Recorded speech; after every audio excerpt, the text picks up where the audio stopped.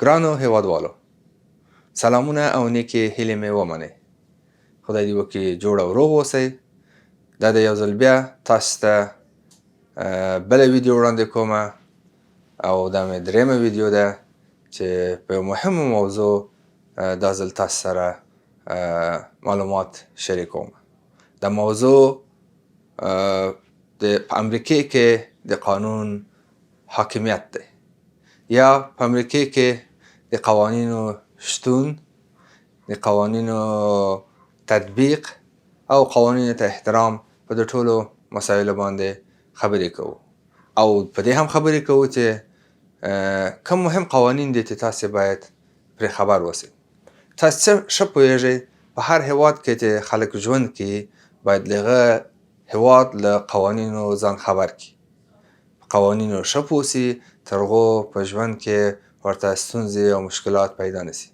تاسې چې هم امریکې ته راغلي یاست، دلته ژوند کوئ، دلته کار کوئ او دلته تعلیم او تحصیل کوئ، نو ستاسې لپاره هم پکار ده چې د امریکې په قوانینو ځان خبر کړئ. کوم موارد ډېر تاسو ته ضرور دي تر هغو په ژوند کې پرې خبر اوسئ.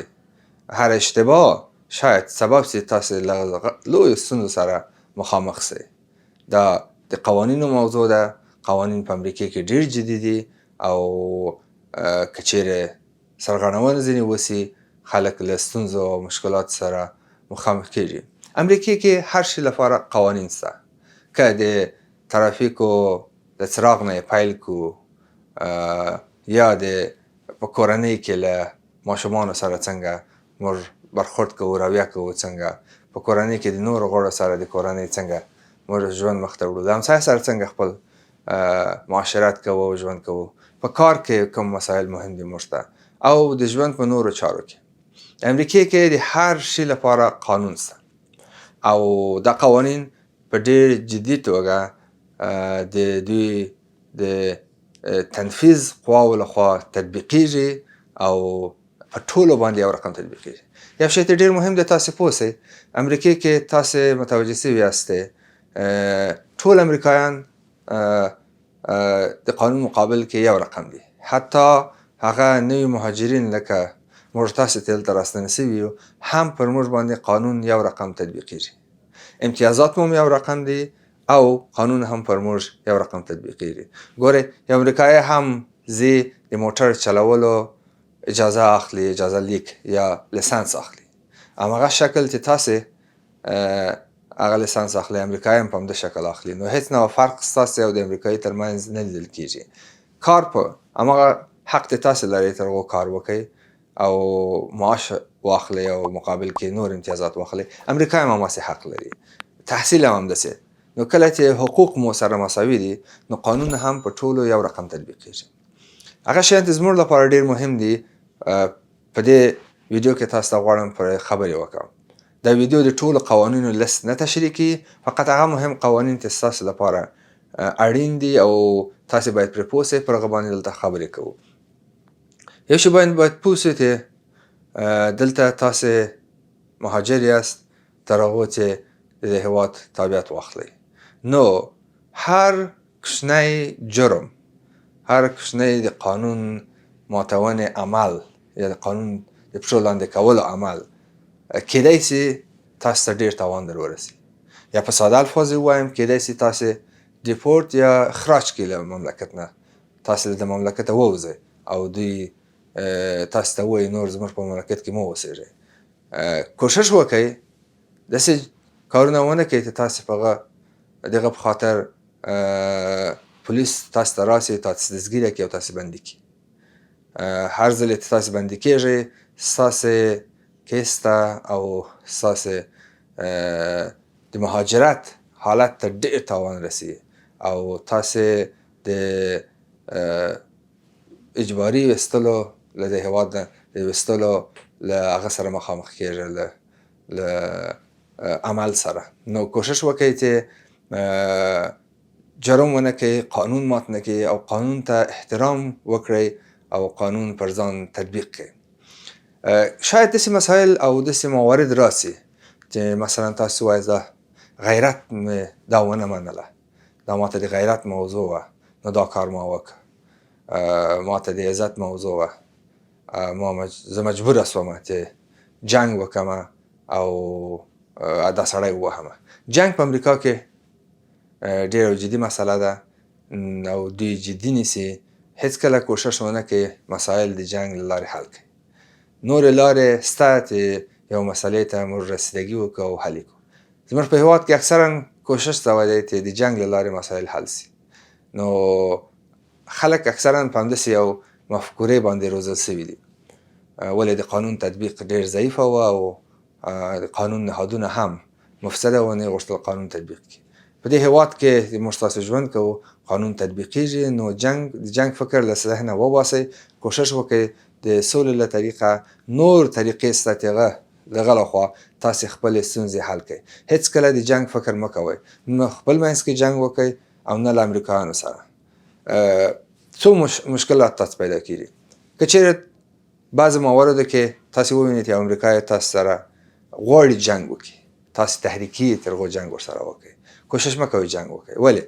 که چېرې تاسې جنګ وکړئ، تاسې دواړه به بندیان سئ. صحیح ده، قانون به په دواړو یو رقم تطبیق سي. ولې؟ که چېرې ته زندان ته ولاړ سئ، آیا ستاسې مېرمنې، ستاسې اولاد، لور، زوی د دوی فکر در سره دی؟ څوک به د دوی سرپرستي وکړي؟ که دا بې سرپرسته پاتې سي، حکومت مداخله کړي او حکومت یې وړي ځان ته تر هغوی مواظبت وکړي. هلته ځانګړې ادارې دي او څوک نشته ستاسو له ماشومانو نه ساتنه وکړي او پالنه وکړي. بل دا چې کله چې پر تاسې زندان حکم وسي او تاسې بندیان سئ دواړه، امریکایي او افغان، خپله موده به په زندان کې تېره کړئ. کله چې را ایله سئ له زندانه، امریکایي ځي خپل کور ته، خپل نورمال ژوند پیلوي. ولې ته بیا له هېواده ویستل کېږې، ته اخراجي له هېواده. بنان ډېر متوجه اوسئ چې جنګ ونه کړئ. نور مسایل چې د جنګ په اړه او د قتل او جرم په اړه مهم دي، هغه د دوی موږ تاسې په هېواد کې ناموسي وژنې دي. ناموسي وژنې یا قتلونه هم دلته منع دي. دوی په خپل قانون کې دته تعریف نه لري. دا د قتل په صفت ویني او کله دا مسله قاضي ته ولاړ سي، حتی د مرګ تر کچې یعنې اعدام تر کچې تاسو ته کیدای سي سزا در واوروي. نو ناموسي قتلونه د عزت او د غیرت تر نامه لاندې جنګ او وژنې او شخړې دلته معنا نه لري. دلته ځای نسته، قانون کې ورته ځای نسته. نورې لارې شته چې دغه مشکلات ته باید رسیدګي وسي. نو کوشش وکړئ چې قانون پر ځان عملي کړئ، قانون اطاعت وکړئ او دلته فعال او ښه وګړي د هېواد ځان معرفي کړئ تر هغو تاسې یو نوی ژوند پیل کړئ او له خپلو کوچنیانو او ماشومانو سره د قانون د رڼا لاندې خپل ژوند مخ ته یوسئ. بله موضوع د فساد او د رشوت موضوع ده. موږ تاسې له یو مملکت نه راغلي وو چې هلته فساد ډېر مروج و، رشوت ورکول. اکثره مسایل مو په رشوت او فساد باندې حلوله. تقرریانې، تبدیلیانې، شخړې او حتی له زندانه د خلکو ایله کېدل د پیسو له طریقه او د ولې دلته دا شیان متفاوته دي. په دې خاطر مې دا موضوع دلته تاسو ته راوستله چې د امریکې قوانین په دې اړه څه وایي. تاسې ښه خبر یاست بین‌المللي نړیوال او نور نهادونه چې د فساد په وړاندې ګزارشونه خپاره کړي. امریکا یې په ردهبندي کې مقایسه له نورو هېوادونو سره یې پرتله کړی دی، په ډېر کښته فساد کې راوستلی. یعنې دوی ویلي امریکا کې ډېر لږ فساد دی که چیرې نور هېوادو سره پرتله کړو. همدغو نهادونو بیا ویلي دي که افغانستان له نورو نهادونو سره، نور مملکتونو سره پرتله کړو، نو افغانستان په ډېر لوړه کچه د فساد کې دی. یا په ساده الفاظو کې ووایو، زموږ هېواد همیشه په فساد کې اول، دوم، دریم و. زه چې هغه وخت په حکومت کې هم ومه او مسؤلیت مو درلود، اول درجه مسؤلیت مو درلود چې په دې اړه ولس سره خبرې وکړم، فساد سره مبارزه وکړم. ولس ته مې ویلي وه چې متاسفانه په افغانستان کې فساد په یو فرهنګ تبدیله سوی دی. یو وخت پر فساد باندې شرمېدلو، ولې اوس خلک افتخار کوي چې فساد کوي. دا یو فرهنګ تبدیل سوی. نو موږ له هغسې مملکت نه راغلي یو چې هلته به فساد هیواد مو په اول درجه کې راتلل. کله چې دومه درېیمه درجه کې به ترې راغی موږ به لږ خوشحاله وو چې ښه دی یا دی اوس دویم ته یا درېیم ته راکښته سو. نو په لوړ فساد کې قرار لرو. نو د هیواد کې فساد ډېر کم دی. هغه چې فساد په هر ځای کې د انسانانو ژوند کې شتون لري ولی مهم دا دی چې څومره ډېر دی څومره کم دی. دلته ډېر کم دی. نو دلته ډېر متوجه اوسئ چې هیڅ کله یو مسئله یا موضوع د پیسو ورکولو لخوا یعنی فساد رشوت لخوا مه حلوئ. هیڅ چاته رشوت مه ورکوئ، خصوصا بیا پولیسو ته، قاضي ته، څارنوال ته او یا یو حکومتي مامور ته. هیڅ کله کوشش ونه کوئ چې پیسو له طریقه مثلا د موټر چلولو لسانس لاسته راوړئ، د پیسو له طریقه یو بل خپل کار سرته ورسوئ. کوشش وکړئ چې دا شی مو له ذهنه وباسئ، هیڅ چاته پیسې ورنه کړئ. دلته پولیس پیسې نه اخلي، پولیس ډېر پاک دي، جدي دي. برعکس زموږ هیواد کې هلته پولیسو پیسې اخیستلې، مفسده وه، غله وه او غټه ستونزه همدا وه چې قانون نه تطبیقېده. دا په دې معنا نه چې ټول پولیس همداسې وه. موږ ښه پولیس هم درلود، پاک پولیس مو هم درلود چې هغوی له ما نه خوابدي نیسي. ولې زما هغه پولیس هدف وه چې مفسده وه او رشوت یې اخیستل. هغه ټولو ته معلوم دي. دلته پولیس ډېر پاک دي، پولیس رشوت نه اخلي. هیڅ کله کوشش ونه کوي چې پولیسو ته د یو کار په مقابل کې رشوت ورکړي. تاسې به غټو ستونزو سره مخامخ سئ، تاسې به زندان ته پرې ولاړ سئ، دوسیه به درته جوړ سي، له دې هېواد نه به اخراجه سئ، وویستل سئ او سختې جریمې به پر تاسې راسي. نو دا ډېره مهمه موضوع ده. راغلو د ترافیکو مسئلې ته. ترافیک په دې هېواد کې ډېر مهم دی. زموږ هېواد کې دا مسئله جدي نه نیول کېدله. خلکو بې لسانسه موټر چلول، خلکو بې قانونه موټر چلول، موټر اسناد نه درلود، سړک کې مو څراغونه نه درلود، برق مو نه درلود در تنظیم سي او حتی په یو طرفه سړک هم خلک تلله. نو قانون د ترافیکو په هغه هېواد کې نه مراعاتېدل. نو دلته قانون د ترافیکو ډېر سخت مراعاتېږي. یو شی ته ډېر مهم دی، تاسې پرې پوه سئ، په امریکې کې دا قانون ډېر سخت تطبیق کېږي، ډېر جدي. له ټولو ډېر مهم شی په امریکې کې د موټر درلودل دي. بې موټره نه وظیفې ته تللی سئ، نه درس ته تللی سئ، نه خپل کور ته تللی سئ، نه سودا اخیستی سئ. بنان موټر په امریکې کې اشد ضرورت دی. له ټولو شیانو نه زیات که چیرې څوک درته وایي چې 3 شیان په امریکې کې ډېر ضرور دي د یو انسان لپاره، څه شي دي؟ اول موټر دی. نو هر امریکایی ځان ته موټر لري او موټر اخلي او خپل ټول مشکلات پې حلوي. دلته عامه ترانسپورت ستونزه لري. نو کله چې موټر اخلي، موټر سره یو تعداد مسئولیتونه راځي. دلته قوانین ډېر واضح دي او که چیرې قوانینو پر اساس باندې مخ ته ولاړ سئ، تاسو ته ستونزه نه پیدا کېږي. هیڅ کله کوشش ونه کوئ چې په امریکې کې بې لسانسه موټر وچلوئ. امریکې کې د لسانس اخیستل که زحمت وباسئ ډېر ساده دي. ټول کولی سي لسانس واخلي د قانون پر اساس باندې. دلته کتابونه سته، ویب سایټ کې اطلاع معلومات سته، تاسې کولی سئ دا معلومات لاسته راوړئ. سوالونه سته، سوالونه یې ولولئ. که مو زده نه یو چا نه کومک واخلئ، انګلیسي مو نه زده، ترجمه یې کړي درته. ځان پرې پوه کړئ، په علایمو باندې په ټولو شیانو ځان پوه کړئ. په هر خط د هغه باندې سپین خط څه معنا لري، زیړ خط څه معنا لري، اشاره کې څنګه باید موټر وچلئ. د ټولو اشارو باندې ځان پوه کړئ، ولاړ سئ، امتحان ورکړئ. دوی 2 رقم امتحان لري. یو تحریري امتحان یعنی د لیکلو امتحان. دلته قلم باندې لیکنه نه ده، یعنی سوال درته راځي، مقابل کې تاسې ځواب ورکړئ. دا اول امتحان دی. امتحان کې برخه اخلئ، 25 سوالونه راځي، هلته کښېنئ. امتحان کې شفافیت دی، فساد نسته. بیا کوشش ونه کړئ چې پیسې ورکړئ. هلته کښېنئ، سوالونه حل کړئ، همالته ځای پر ځای نمره درته راځي او کامیابېږئ. په اکثره مواردو کې چې ما خلکو سره خبرې کړي کامیابه سوي دي. فقط لږ زره څه سوالونه لري هغه ولولئ، ځان پرې خبر کړئ، بیا ولاړ سئ امتحان ته. بعد هغه تاسو ته سټوډنټ پرمټ درکړي، یعنی اجازه درکړي تر هغو موټر په هغه کې وچلوئ په ښار کې. ولې دا مشروط چلول دي. ستاسې څنګ ته باید یو څوک ناست اوسي چې د موټروانۍ لسانس ولري. نو د هغه په موجودیت کې ته په ښار کې موټر چلوی سئ.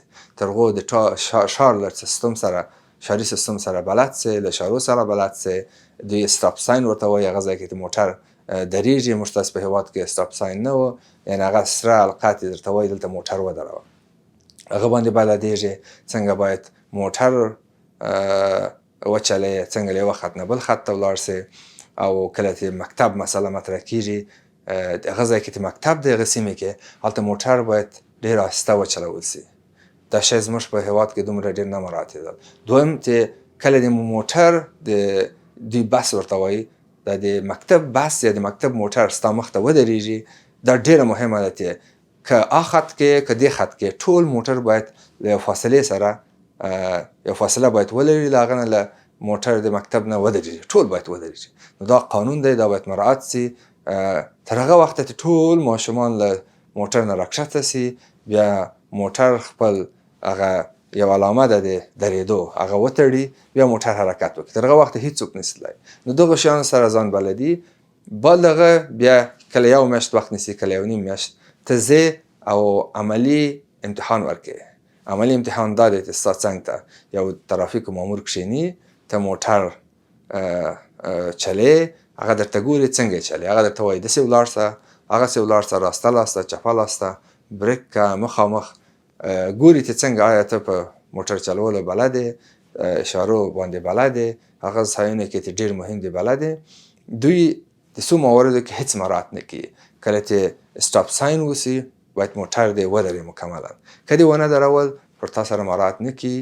او کله چې د مکتب موټر وسي، بس ولاړ وسي، دوی تا ته ګوري چې څنګه برخورد کوي ورسره. آیا کله چې سړک چاره‌ای نه تېرېږي دې خوا اخوا ګوري که نه ګوري، دا ټول مسایل مهم دي. بیا تاسو ته فوراً همالته یو مکتوب درکړي چې ته کامیابه سوې، دا د نمرې دي، او څو ورځې بعد یا څو هفتې بعد تاسو ته خپل کارت د هغه راځي، لسنس دی، کوچنی کارت دی، همغه راځي او ته خپل موټر چلولی سې. ولې د هغه تر راتګه هم ته په همدې ورقه درکړي ته خپل موټر چلولی سې، مشکل نشته.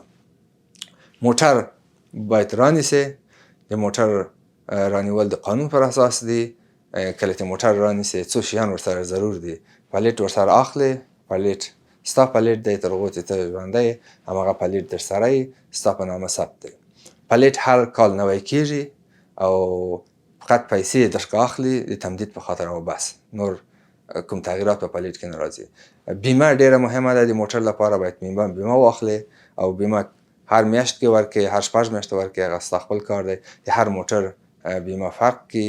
دا نو دا د موټر په اړه ډېر مختصر معلومات دي د قانون پر اساس مو تاسو ته وړاندې کړم. بله مهمه موضوع د موټر په اړه دا ده چې هر څوک چې په موټر کې کښېني، که کوچنی اوسي که لوی اوسي، باید خپل کمربند وتړي د موټر، د سیټ بیلټ ورته وایي، دا باید ټینګ وتړي، بیا حرکت وکړي، بې له هغه اجازه نشته.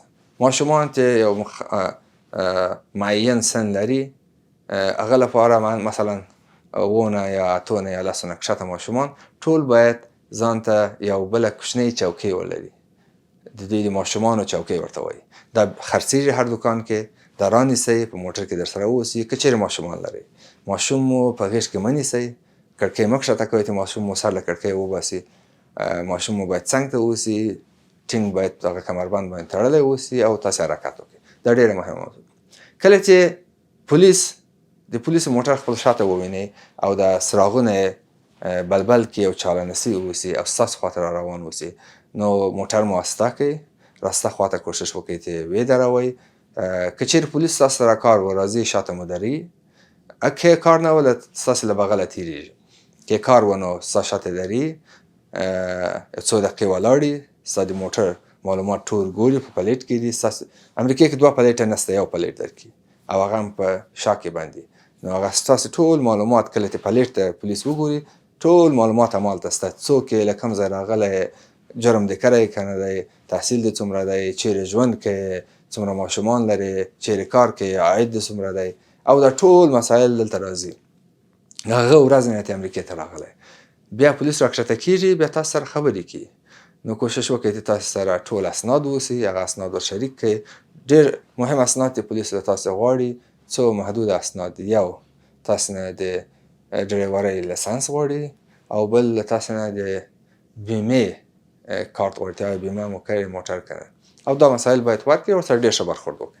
نو دا په نورو مواردو کې د ترافیک د قانون پر اساس باندې که چیرې دوه موټر سره ټکر سي، زموږ هیواد کې په بعض مواردو کې خلک به راکښته سي یو بل سره به جنګ کول. دلته څوک جنګ نه کوي.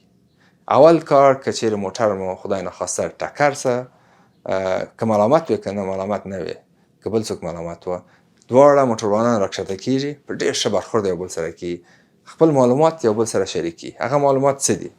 هغه خپل د لیسانس، د موټروانۍ لیسانس او د بیمې معلومات د سره شریکي او دا یې له هغه سره شریکي. عکسونه اسان ترین طریقه یې دا ده چې د دواړو عکسونه واخلئ ځان سره.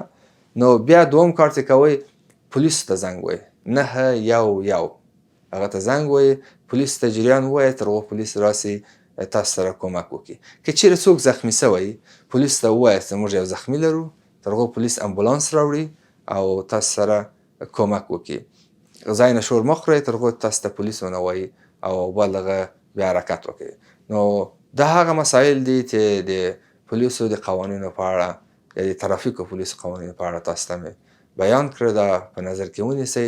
ډېر سرعت هم جرم دی، کم سرعت هم جرم دی. که یو چیرې ویل سوي چې 45 مایله ولاړ سئ، که چیرې 55 ولاړ سئ هم تاسې جریمه کیږئ، که کم هم ولاړ سئ. دلته خطر دی یوازې جریمې نه دی، خطر د ټکر هم دی. که تیز ولاړ سئ هم ټکر کې، که استه ولاړ سئ یا سوکه ولاړ سئ هم ټکر کې. دلته سیستم د ترافیکو ټول کمپیوټري او هغه دی ډیجیټلي دی. نو ډېر احتیاط وکړئ چې هماغه مایلې چې تاسو ته ویلې په هماغه باندې مخته ولاړ سئ. او که چیرې ډېر سرعت ولرئ، یو فیصدي خاص ده، تاسې هغه له لاسه ورکوئ، خپل لیسنس له لاسه ورکوئ. نو که چیرې څو وارې تاسې تخطي وکړئ، قانون مات کړئ، قانون د پښو لاندې کړي د ترافیکو، تاسې خپل لیسنس له لاسه ورکوئ. او امریکې کې بې لیسنسه ژوند ناممکنه دی. ته بیا ژوند نسې کولی دلته. ولې؟ نور هر شی چې نه اوسي در سره پروا نه لري. ولې؟ که چیرې لیسنس نه اوسي ته هیڅ نسې کولی، کار ته نسې تللی، ته کور ته نسې تللی، ته سودا نسې اخیستی، ته مکتب ته پوهنتون ته نسې تللی. نو نه کورنۍ سره کومک کوی سې نه ځان سره. نو یو عاطل او باطل سړی ګرځې. نو ډېر متوجه اوسئ د قانون ته چې پر ځان یې تطبیق کړئ او ځینې اطاعت وکړئ. ما مخکې تاسو ته ویلي په امریکې کې د هر شي لپاره قانون شته. حتی که د سړک پر سر ګرځې هم، پیاده ګرځې پر پښو، تاسو ته قانون شته. که بایسکل لرئ تاسو ته قانون شته. څوک چې بایسکل چلوي هم د ترافیکو له قانون پر اساس باید مخته ولاړ سي. هغه څراغونه چې سره دي او زرغون دي او زیړ دي هغه باید مراعات کړي. بایسکل باید راسته سړک کې په راسته خوا ډېر نږدې هغه ته باید ولاړ سي، سړک څنګ ته، سړک منځ کې باید لړن سي او خپل بایسکل وچلي. ډېر احتیاط باید وکړي. پیاده که چیرې ځې ستاسو به قانون شته، ته باید په پیاده رو کې ولاړ سې. سړک کې قطعا نسې تللی، موټر دې وهي او ملامت به ته یې. ولې؟ ته قانون د ترافیکو دې نه دی مراعات کړی. او که چیرې غواړې له سړکه تېر سې، لکه افغانستان وارې هر وخت زړه دې غواړي نسې تېرېدی، سړک منځ کې نسې تېرېدی. ته باید ولاړ سې د سړک ګوشې ته، هلته د ترافیکو څراغونه دي، څراغونه وګورې چې سره دي که نه دي.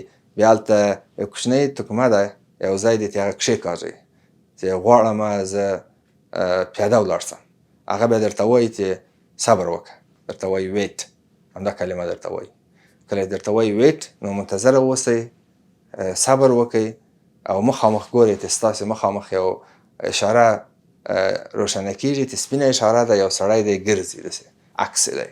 نو کله چې هغه روښانه سوه له سړک بیا تېر سئ. سړک منځ کې سپین خطونه دي، له هغه نه تېر سئ، بل ځای نسئ تللی. نو ډېر کوشش وکړئ چې هغه څو ثانیې ده ژر تېر سئ. نو سړک ډېر مهم دی. که چېرې تاسو پیاده هم ګرځئ او بایسکل هم لرئ، تاسې د ترافیک قانون باید پر ځان عملي کړئ. امریکې کې خلک پیاده ډېر کم ګرځي، پر پښو ډېر کم ګرځي. نو که چیرې قانون مراعات نه کوئ، تاسې د خطر سره مواجه کیږئ او موټر مو وهي. او دلته موټر ډېر تیز دي، که موټر ووهلی خدای ناخواسته نو ژوند مو په خطر کې دی، د بچېدلو امکان ډېر کم دی. مخکې له دې د کورنۍ په اړه خبرې وکړم. یو شی د ترافیکو په اړه زما له یادې ونه وځي چې په کوم سن باندې ته کولی سې لیسانس واخلې. د قانون پر اساس باندې خو 18 کلنۍ عمر دی چې ته کولی سې 18 کلن سې بیا لیسانس واخلې. دا بیا په بعضو ایالتونو کې فرق کوي. بعض ایالتونو کې لکه اوکلاهاما یا نور ایالتونه کیدای سي له 14 کلنۍ نه هم ته لیسانس واخلې. یعنی که چیرې ته 14 کلن یې کولی سې ورسې د موټر لایسنس واخلې خپل موټر ولري او موټر وچلې یعنی 14 15 همداسې پاس ټول کولی سي موټر ولري او لایسنس ولري